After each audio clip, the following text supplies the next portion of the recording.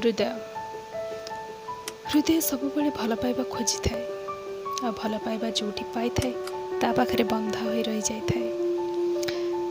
यही भल पाइबा दौथुवा मनीषटी जेबे जेबे दूरे जाए सेबे हृदय निज बाट भूली जाए, निज ठिकाना भूली जाए, बाटगण हो इतस्तत परिभ्रमण करे। यही एक परिस्थिति को पाथ्य करी कविताटी रचना होती। आशा करुँच आपको भल लगे। मो चिंता से चिंतार कारण तुम्हें, मो भाव से भावर प्रदानकारी तुम्हें, मो आवेग से अनुभवर सूत्रधर तुम्हें, मो संकेत से संकेतर नाम तुम्हें, मो शब्द से शब्दर अधिकारी तुम्हें, मो व्यक्त से वाच्यर सृष्टिकर्ता तुम्हें, मो भाव साउंडी किछि लिखिबार एक उत्स मात्र, से समस्त स्थितिर अधिपति।